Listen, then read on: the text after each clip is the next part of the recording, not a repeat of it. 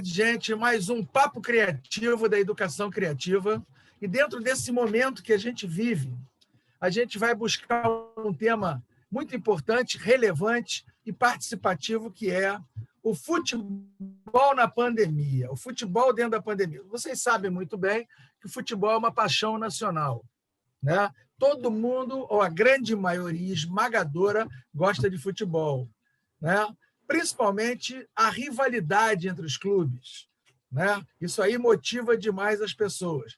E o futebol é uma grande mola de lucro para as empresas, para as mídias, etc, etc, né? Porém, essa história da pandemia está, né, levando um risco muito grande, na nossa opinião, com esses campeonatos, principalmente que têm viagens. O Campeonato Brasileiro. O Brasil é um país continental, de 8 milhões e meio de quilômetros quadrados. Tem 5 regiões. Imagina o cara do Internacional fazer um jogo com o cara de Fortaleza. Ele sai para lá e vice-versa. Isso aí, o jogador não sai sozinho, né? Ele sai com uma equipe. Queria que você abordasse isso também. Como é que você vê isso dentro de um programa de pandemia? Pessoal, antes de propriamente falar do problema, falar aqui que eu e o Jorge somos apaixonados, né, pelo futebol.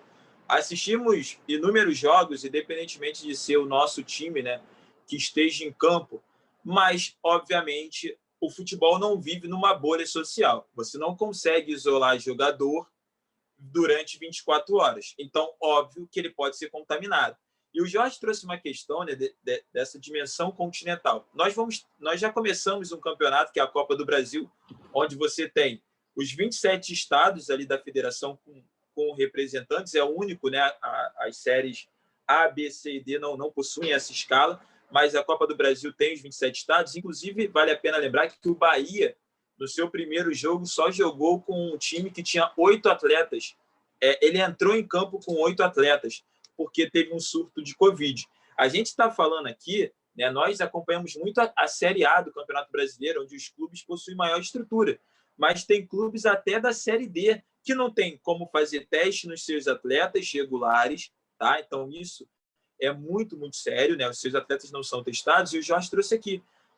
Quando a gente pensa no futebol, a gente só pensa no atleta. E não é isso. O clube depende de uma série de outros funcionários, como roupeiro, como motorista, como massagista, e esses funcionários não são tão bem remunerados assim. Ano passado aqui, né, nós vimos, inclusive no Rio de Janeiro, a morte do funcionário do Flamengo mais antigo e a morte do próprio motorista do Botafogo por complicações de Covid.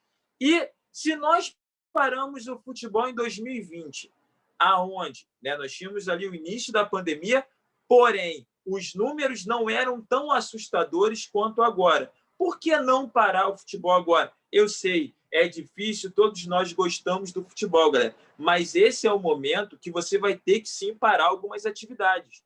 E o futebol não é uma atividade essencial, tá? O futebol não é uma atividade que ele vai gerar hoje, principalmente com os estádios fechados, um grande número, né, de movimentação econômica. Hoje os times entram no estádio e saem. Só isso. Eles não têm nem torcida. Você não pode nem ter aquele ambulante ali que ganhava o seu dinheiro, né, mestre? Como nós tínhamos aqui no Maracanã, né? Então, essa é uma situação muito complicada. Mas é necessário parar o futebol, pelo menos durante 15 dias, para que nós possamos parar essa curva de contágio. Porque o atleta não segue a risca, isso aqui não é o futebol europeu, tá? Nós temos casos de jogadores que quebraram o protocolo.